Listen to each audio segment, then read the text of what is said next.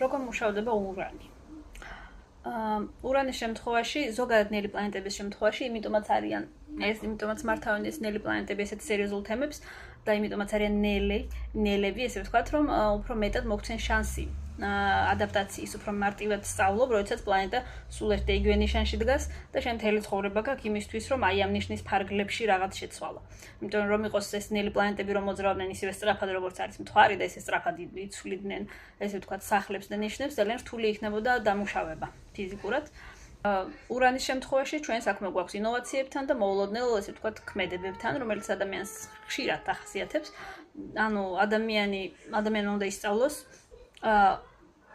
ექსტრემალურ სიტუაციებში მოქმედება, როდესაც მოულოდნელად შენ უნდა მიიღო რაღაც კონკრეტული გადაწყვეტილება.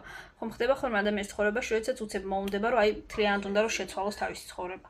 რაღაც უნდა ძირფესვიანად შეცვალოს, აი ცხოვრებას, როდესაც კალაპოტი გაქვს ეკეთ და უცებ ცდილობ რომ რაღაცნაირად მოუხვიო, რაღაც სხვა მიმართულებით წახვიდე. აი ეს არის ურანის თემა. თუ ადამიანი სწრაფად ღებულობს გადაწყვეტილებებს და თუ ზუსტად ხვდება როდის სად უნდა მოუხვიოს, როდის უნდა შეცვალოს საკუთარი ცხოვრება, როდის უნდა მიიღოს ესეთი მნიშვნელოვანი გადაწყვეტილება, რომ თავისი ცხოვრება შეცვალოს ძირეულად. ესეთი ადამიანის ურანი არის განვითარების პროცესში და მუშავდება. იგივენაირად ეხება სიახლეებსაც ურანი, ინოვაციებს, რაც უფრო ადამიანი არის მზად ახალი სიახლეების სასწავლად. ტელეფონები, гаджеტები, ეს არის ყველაფერი სიახლე, რაც ურანზე არის მიბმული, ესე ვთქვათ, და რაც უფრო ადაპტირებადი ხარ ამ მიმართულებით, მით უფრო მეტად დამუშავებული არის შენი ურანი, შენ უნდა შეგეძლოს სიახლეების მიღება. ეს არ ეხება მხოლოდ მაინც და მაინც ტექნოლოგიას და ტექნიკას, ეს ეხება ზოგადად ყველა სხვების აზრებს, ზოგადად ცხოვრების სტილს.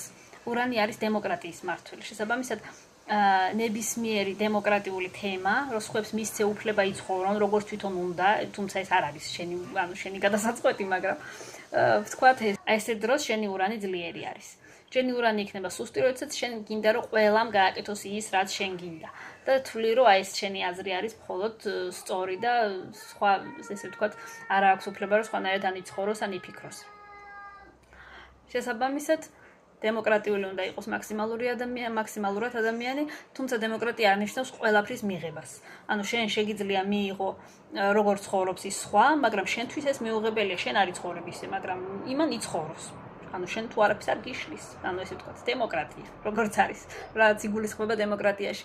მაგრამ ურანი იგივენაირად ინდივიდუალისტი პლანეტა არის და შესაბამისად დემოკრატიის ფარგლებში ყველა ინარჩუნებს საკუთარ ინდივიდუალიზმს.